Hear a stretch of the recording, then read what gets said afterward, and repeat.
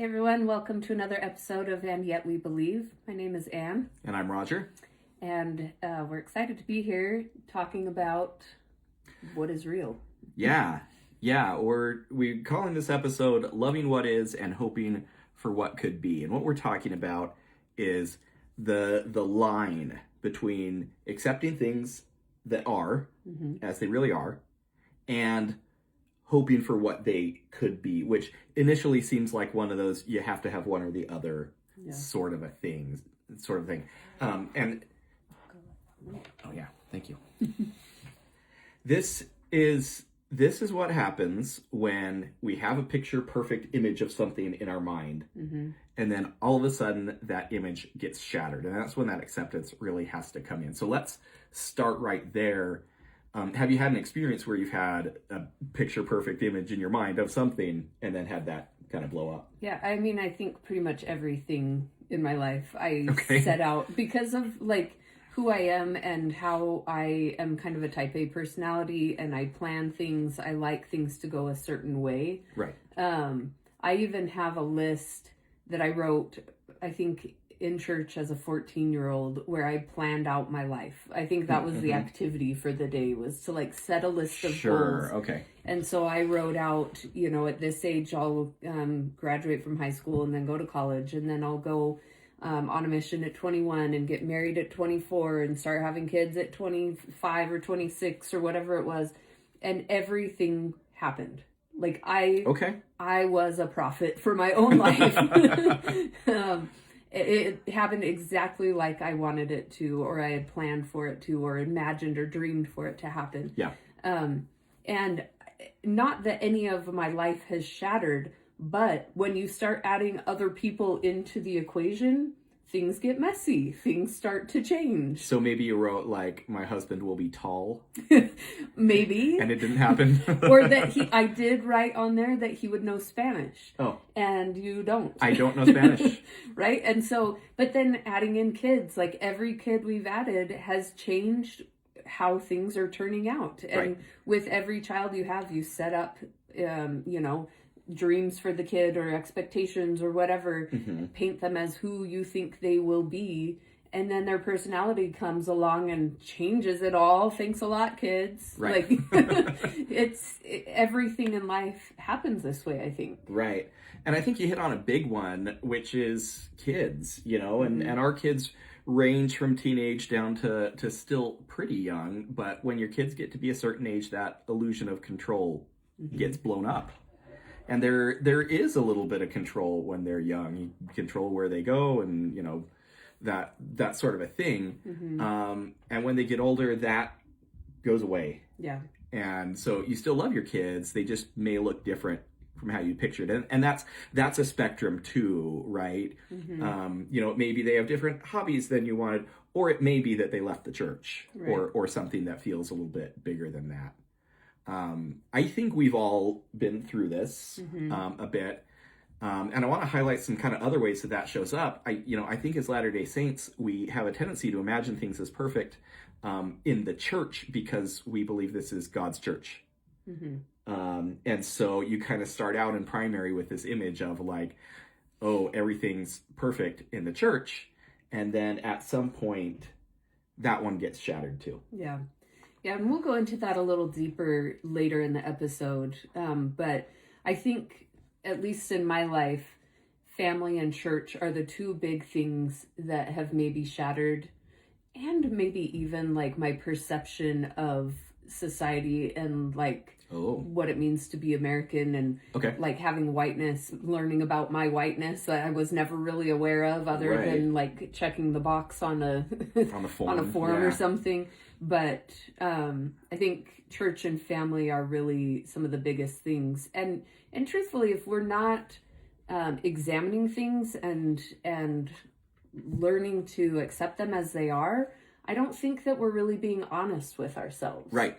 We're loving something that doesn't exist. Right. If we're loving an image of the church that we have in our mind that is not real, we're not loving what really is. We're not accepting what really is. I think that acceptance is a prerequisite to really loving in that case.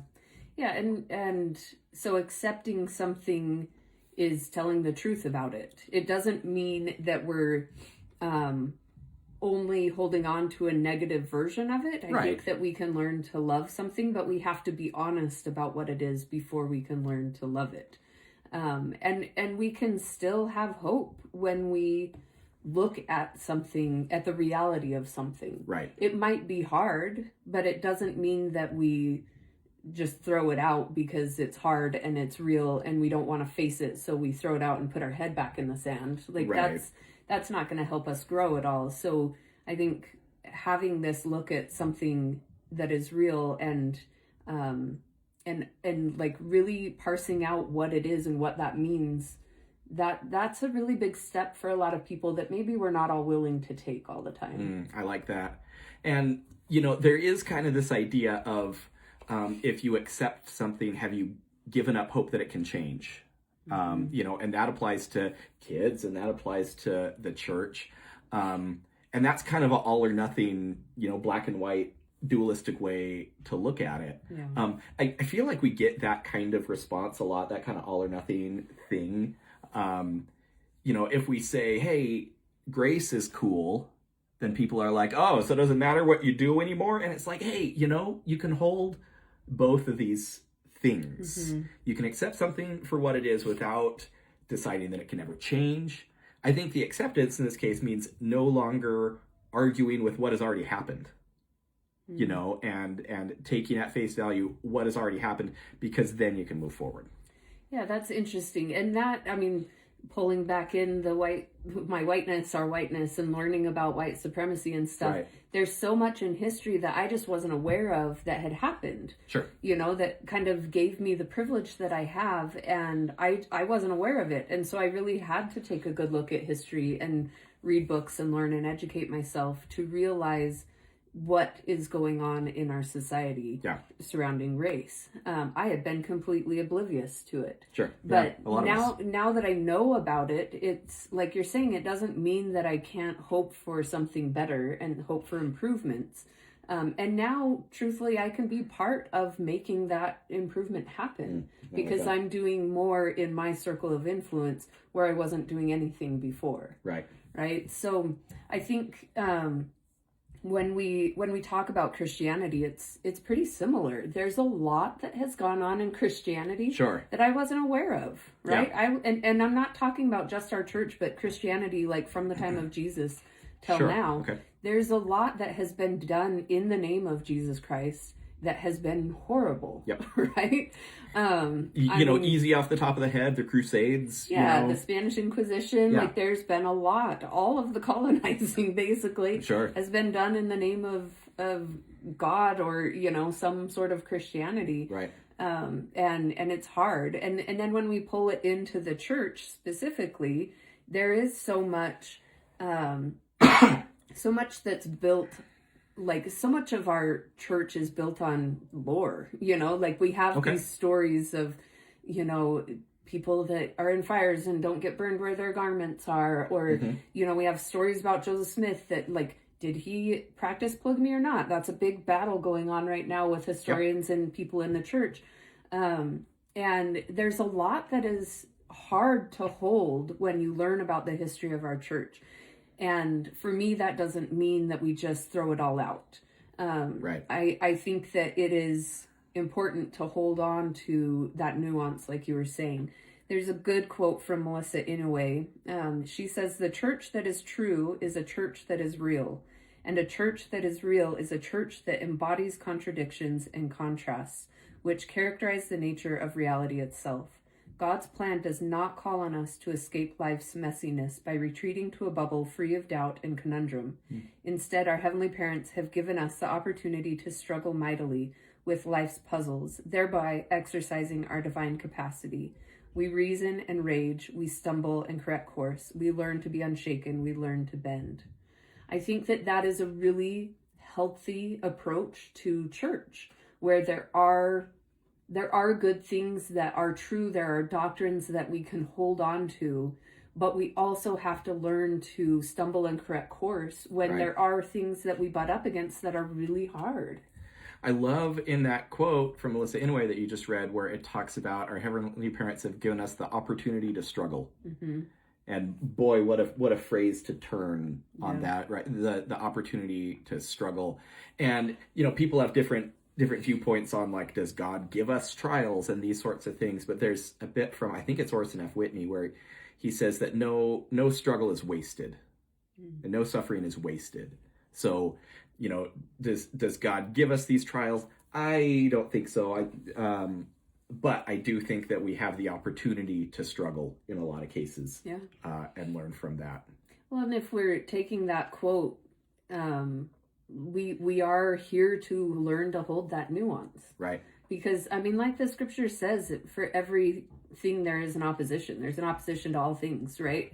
And I don't think, like you're saying, I don't think that God is playing chess and giving us hard things to make us stumble, but everything has an opposite, has something, you know, there's good and bad all the time in every situation. Right. And so we get these opportunities to learn to hold tension and to be in the paradox of it all. Yeah, I think if we lean too far on the acceptance side of the ledger, if it's, you know, acceptance on one side and hope on the other side, that's just giving up a little bit. Mm-hmm. That's just not having imagination for repentance and healing and transformation and change that can happen. And when we use the example of the church, and for people whose image of the church has been shattered, the idea of what they thought the church was, you know, that's something that we've certainly dealt with. Mm-hmm. There's also still this reality of continuing revelation. You know, President Nelson said, "Eat your vitamin pills." We've seen things change over and over and over again, and they're going to keep changing. And so it's pretty easy to hunker down and say, hey, you know, I looked into polygamy and, you know, a whole lot of years of, you know, racial divide in the church when it comes to temple and priesthood blessings and that sort of thing. And that's super hard. There's nothing that's not hard about that. Mm-hmm. But straddling that line of accepting what is and what has already happened, but also having hope for change is maybe a sweet spot there. Yeah, I think letting those things bless each other instead of compete with each other. Ooh. I think that's a really important concept or perspective on this. It, like, just because, like you're saying, just because we accept something and see the hard or the real doesn't mean we can't hope for change. And we don't have to pick one. We can let them work together. You know, learning the history of women in the early church giving blessings. Right. That, I mean, it holds a lot of pain that I can't do that anymore, that there's not a place in the church for women to do that. But it also gives me a lot of hope that if we were there once, we can be there again. And that things can change for the better.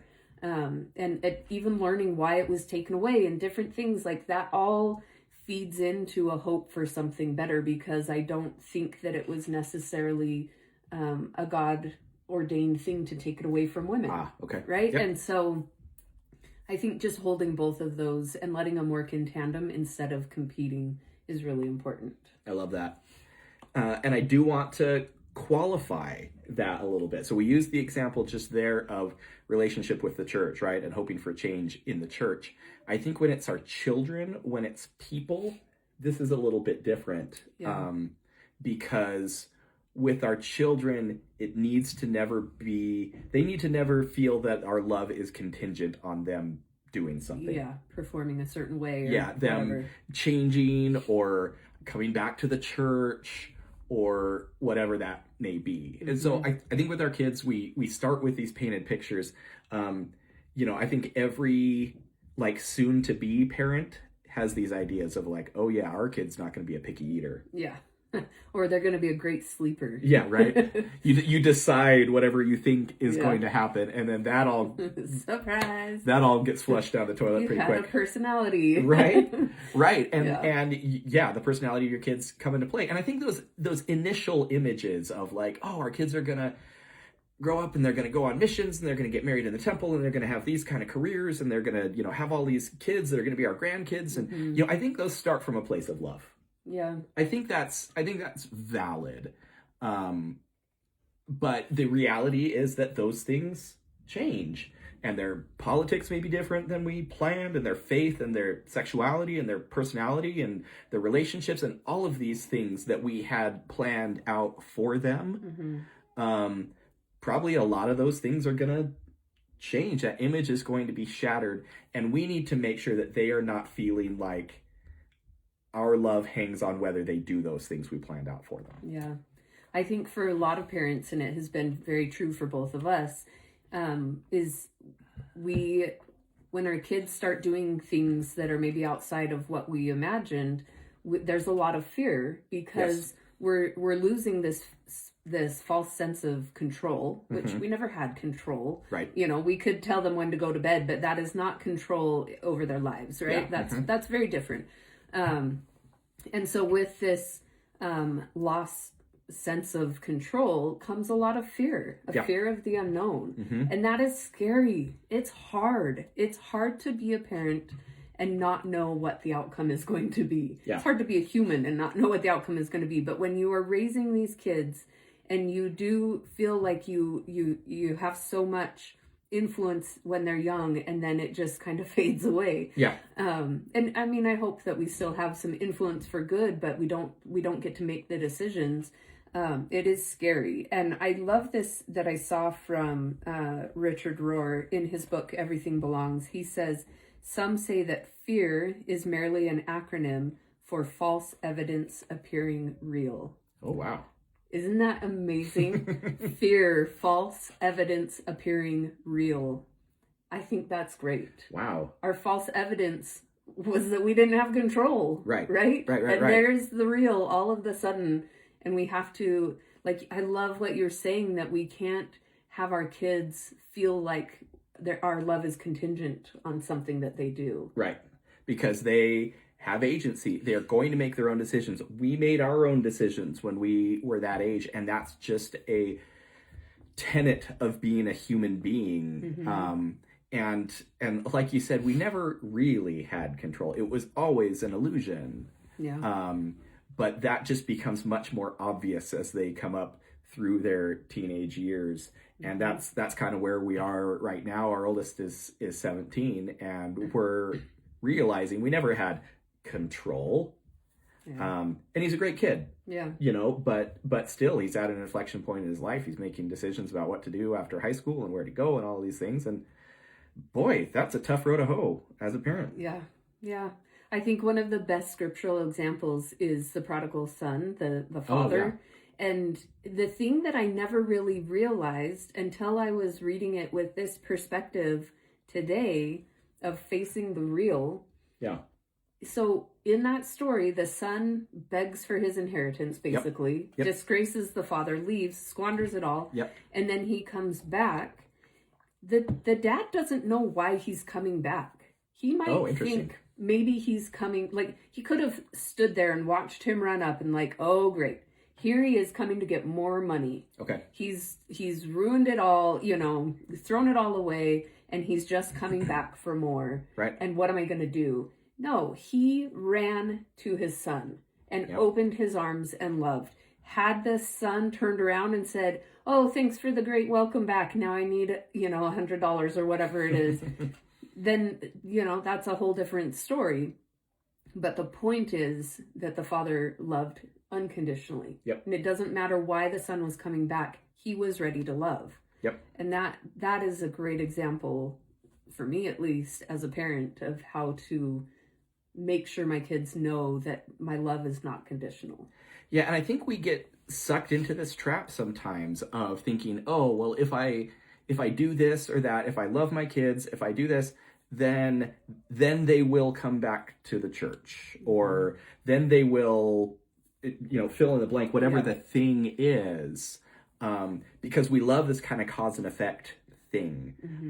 Cause and effect does not work with people, right? You know, with agency. That's not a real thing. And so this is like the other half of that trap is, okay, maybe it wasn't conditional, but maybe we've still hung something on them returning or changing later, and that can't be there either. Yeah. They'll feel it. They will know. Yeah. Yeah. We have to really just accept them for who they are and love. That's our job. And that's for our kids. That's for our neighbors. That's for all people, right? Yeah. That's what the two great commandments: love God and right. love your neighbor. Right. And I mean, that's all we can do. Yeah. Yeah. So with kids, it's kind of a linear thing. It's like a time sequenced sort of thing. They're young, and then they're a little older, and then they're a little older, and then things are out of the house. Things kind of start to get real, as they get older. And so it's easy to look at it and think that they have changed. Maybe they have, and that sort of thing. Back to the example of the church. The thing about that is that the picture perfect church was never real. Maybe we go back and look at our kids at 4 years old and go, oh my gosh, they were so, perfect and pure and whatever. And this is not bagging on the church, but the church has always had human beings in it. Mm-hmm. And so, has never been, flawless. It's never been without the influence of human beings. It's always been human. It's always been unfinished. It's always been uneven and inspired and beautiful and all of these things. But if we have in our mind that the church is perfect and the brethren are perfect, that's an illusion. That's something that's just waiting to be shattered. Yeah.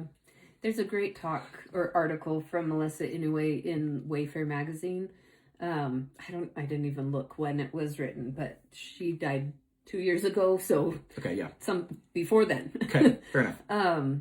But she talks about seeing the church as real. And she just kind of like you did, she has 2 paragraphs where in the first paragraph, she talks about all of the history. And she's a historian, so she knew a lot of the history. She faced it head on. She talks about, race in the priesthood and polygamy and patriarchy and hierarchy and all of these things that are hard in the church. And she said, and this is real. This is all accurate and real. And here in the next paragraph, she talks about the things that she likes and the community and the covenants and the mourning with those that mourn and, all of that. And she says, and this is real. And, we're teaching people to serve and all of this. This is real. And this is the church too. And so she has these 2 apparently contradicting paragraphs. And then she says this. She says, looking at the previous 2 paragraphs, if some were to read only the first, they might conclude that I am anti-Mormon, being critical. If someone were to read only the second, they might call me an apologist, pushing a rosy ideal. But there are not 2 churches, and I am not divided. There is one church, and I claim it as my own, ashamed of what is shameful and proud of what is praiseworthy. And I think that is so wonderful to hold both of those. Yeah. And it's okay to be ashamed of our horrible racist past. Okay. Sure. Right? Why would we want to hold on to that? Why would we want to say like, oh no, it made us who we are? No, it's gross and it's shameful. And it's okay to say that. And it's okay to say, and I love the teaching of Heavenly Mother. I love the teaching of having a father and a mother standing side by side in the heavens. And that brings me a lot of joy and a lot of peace. And because of that, I hope that our church will reflect that more. Yeah. And all of that it all goes hand in hand. And I think that it's okay to say and acknowledge and hold all of it.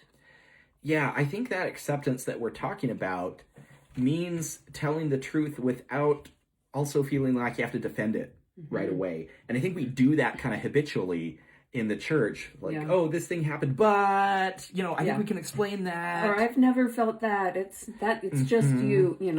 Yeah. Yeah, I mean, we can, and sometimes people see that as attacking the church. And I've gotten pushback about talking about the brethren as real people who make mistakes. Yeah. And that's just the reality. And that's not me attacking the church, not in any way. That's not even criticizing. It's just accepting what is real. And for me, that's a real starting point. Yeah. And that's something I can actually build on. Yeah. When we put people on pedestals, and we've talked about this with Mother's Day, how mothers are always put on a pedestal, but when we put people on a pedestal, whether it is women or our church leaders or whatever, the only thing they can do up on that pedestal is wobble, right? it's too much. It's hard to be put on a pedestal, Yeah. and then think that we have to live this perfect life. And the brethren will say, I am not perfect. Right. I make mistakes. I am human. Yep. They are the ones saying that, and we are the ones putting them on the pedestal saying, look how perfect they are. Everything they do is by God. Right. Right? And one of those things has to not be true. Yep. Right? It's really hard. It's a struggle. Yep. There's a great quote from Richard Rohr, because he has a book called Everything Belongs. I think I quoted it up above. But he talks about how we can hold on to what is real and what is right in front of us in the moment. And he says, non-dual or contemplative consciousness is about receiving and being present to the moment and to the now, exactly as it is, without splitting or dividing it, without judgment, analysis, negative critique, mental commentary, liking or disliking, without resistance, and even without registering your preferences. In other words, your mind, heart, and soul and senses are open and receptive to the moment just as it is. That allows you to say just this and love things in themselves, as themselves, and by themselves, regardless of how they benefit or make demands on you. Is there any other way you'd really love anything? You gradually learn to hold everything, attractive and non-attractive alike, together in one accepting gaze. This is a divine seeing. Contemplation has been well described as a long, loving look at the real. Yeah. I think that is absolutely beautiful, that we can look at something just as it is, both attractive and non-attractive. You know, we can just hold it and just say, this belongs. Everything belongs. Yeah. I'm looking at this real thing, and be present in the moment now. And we can connect with God through that. Yeah. Right? This is something that God has made because of that. I think with our kids or other people, we could look at them and say, I don't have to love every decision that they've made to love the person. Mm-hmm. And that is not like love the sinner and hate the sin. Right. Like, that's not anything different about that dumb statement. Right. And similarly, loving the church doesn't mean pretending that it's lovable in every way. Mm-hmm. You know, and you know, for some people it's different things. Sometimes it's a community or service or belonging or scripture or, you know, various things that people are finding nourishment in. And sometimes it's hope for something else, for repentance and inclusion and changes in culture and those sorts of things. But nobody gets to decide the reason that you stay or don't. Mm-hmm. But we don't have to love every single thing about it to love it. Yeah. I think actually when, and I gotta see where I'm bringing this up. Yeah, I'll just jump to this really fast. That when we're talking about having our church leaders, you know, how some people put them on this pedestal or say they can make no mistakes or whatever. Mm-hmm. Even the phrase of a church leader will never lead the church astray. Right. Like that. From the manifesto. Yeah, that doesn't mean that they can't make mistakes. Right. Right? When we hold on to what we think has to be perfect and whole, it makes life more difficult for us. Yeah. Richard says, when we let go of the need to be perfect, we also let go of the need to live in a perfect world. Through compassion for ourselves, we extend that same loving compassion to others. So I think that maybe there's something in us where we've been told, be therefore perfect. Right. And we feel like we have to be perfect. So we want to hold the church up as this perfect thing, which it isn't, because it's human. Right. And I mean, we always hear this, but if you learn the real word for perfect in the scriptures, it means wholeness. It doesn't mean being, 100% perfect right now. It's a wholeness that even Jesus didn't accomplish until after he was resurrected. Yeah. And so there's a teaching from Laurel Thatcher Ulrich, who is a wonderful professor, is a wonderful woman. She was out at Harvard, right? I think she was a professor in Harvard.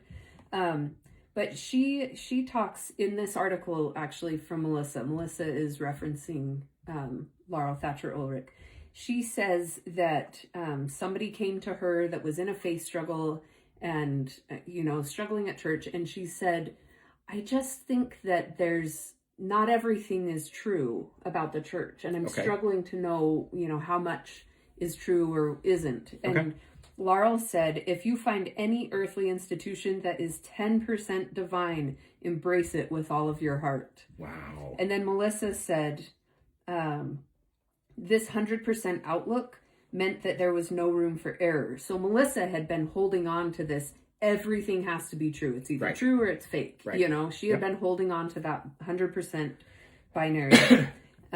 She said the 100% outlook meant that there was no room for error, no possibility of contradiction, and no need to improve. Laurel's example of embracing both divine direction and human limitation, or in other words, allowing for less than 100% truth, was a lifeline. It saved Melissa. It enabled her to, like she says, hold that divine direction and human limitation at the same time, and both things are good, right? Both things are valid in an institution that has divine connection to God and also is run by humans. Right. And this is what I was talking about with the brethren earlier. And I've said this before, but realizing that the brethren who lead the church in senior leadership positions are not perfect was absolutely liberating to me. This was a huge thing for me, because there were things that I looked at and I said, well, I can either say that was a general authority who, messed something up, made a mistake, or God made the mistake. Yeah, or God is racist or sexist or whatever it is. Exactly. Yeah. And so, looking at polygamy, the race one is a great one. And a lot of people will try to explain why God didn't want black people to be able to go to the temple and hold the priesthood until the 1970s. And that's very hard for me to stomach. And when we're able to look at it and say, okay, there were human beings involved here and they're imperfect, all of a sudden that frees me from having to believe in a God that believes that kind of thing. Because that doesn't work for me. I don't believe in that God. Yeah, we've talked about this in other episodes, but it helps my faith be less brittle, right? Where we can bend and move a little bit, and still have that faith in God, but it's not something that if we learn something hard, it breaks our faith and we're done. Yeah. Right? It allows for connection to God in a meaningful way still. And I wonder if that's the same thing that shows up when someone has a child and that child makes a decision and that person, disowns their child or says, you're not welcome in our home. Right. They've got a brittle faith, a brittle understanding. They are not accepting that human being for who they are and for what really is. They're still in love with that image, even though it's been shattered. Yeah. Yeah, that's really hard to let the picture that we've painted live in our minds and in our hearts more than the person in front of us. Yeah. I think that's really heartbreaking, actually. I think there's grief in that, when we lose the image, the thing that we'd hoped for in the child or in the church or in something else entirely. I think there's real grief there, and that hope and grief can live together. But the grief is okay. I think that's a real loss, and it's not that we've lost a child.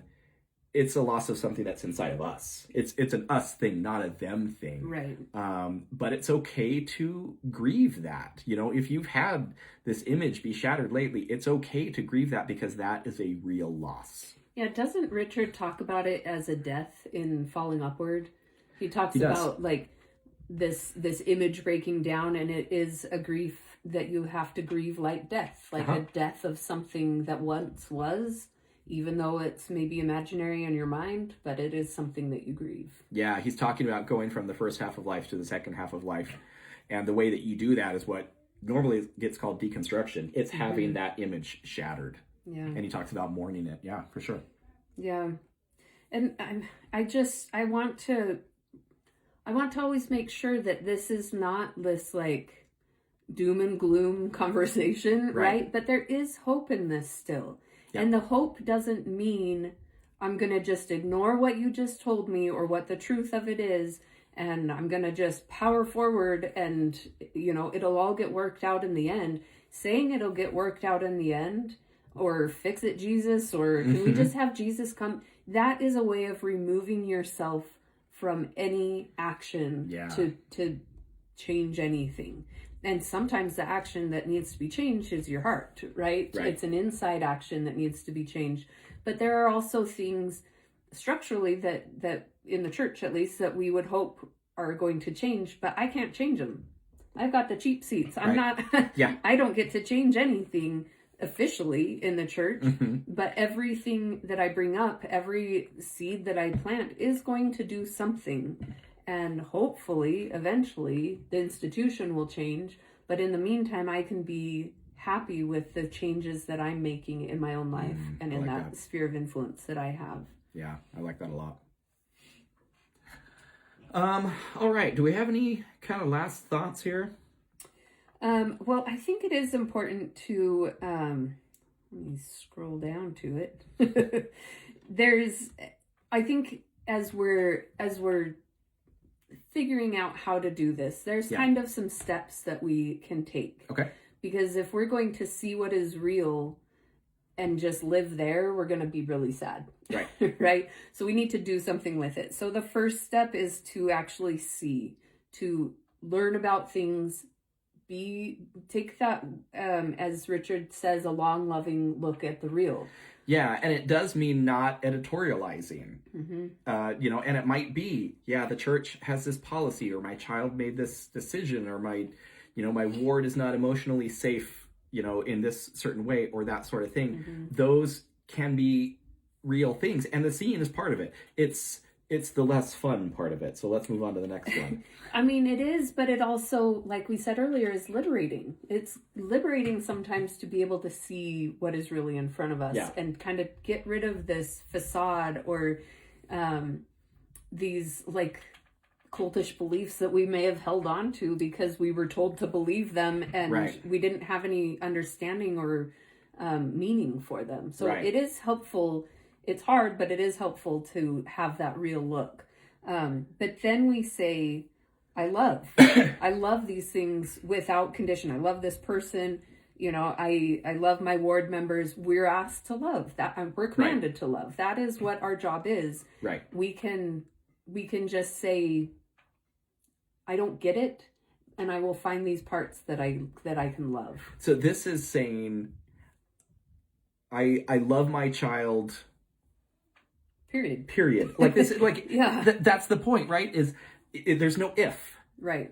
Or when, or And my child doesn't have to do this and this and this for me to love them. I'm going to love them anyway. You mentioned ward members. Like, can I love my ward members without thinking that everything that they say in Sunday school is really great? That's what the love piece means here. That's what loving your neighbor always meant. It always meant loving in spite of whatever it is we happen to disagree with. Yeah. And then the last thing is to say, I hope. And that is, I hope, and I'm not going to control it. I'm not going to have control over what is said, but I can have hope for something better or some improvements or whatever.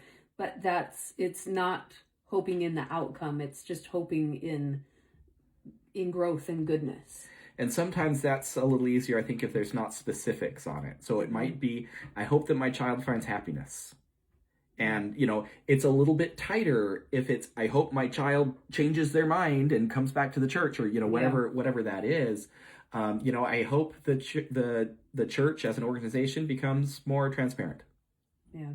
Or more inclusive. One of these things, instead of, I hope this specific policy changes. You can hope that too. Yeah, and you can still try and, write letters and advocate for it. We're not saying like just sit back and hope for it, a pipe dream sort of thing. Right. But do the work. But you don't have to be happy only when that happens. That's the point I was trying to make. Yeah. Yep. And that order matters, because if we start with hope, we're going to skip the reality. We're not actually looking at something. If we start with love, but we're not actually seeing anything, we might sentimentalize what is actually happening. Yeah, or love something that's not there. Yeah. And if we start with seeing and never move on to love or hope, we may become cynical. Yep. Okay. So that order does matter. Yep. And gosh, it's hard. It is. It's hard, like we were saying earlier. Yes, it is liberating to see what is real, but it is really hard. And I don't think that we can go into this, with one eye closed of like, all right, show me what's real. I want to learn the true history of, XYZ thing, but I don't actually want to learn about it. So I'm just going to put my head down and pretend I'm not really learning. Right. Or I'm going to whitewash it. Yeah. And yeah, try to have kind of a picture perfect version of it. Mm-hmm. Be the thing that I see. That doesn't help. That's not a long, loving look at the real. Yeah. Yep. Well, best of luck as you try this. And yeah. we will keep trying it as well. If you're successful, please let us know and let us know how. Yeah. Awesome. As always, you can find us on Instagram. I'm at From the Overflow. And I'm at The Vision Beautiful. Thanks so much for joining us for our discussion tonight. We'll see you next time. See ya.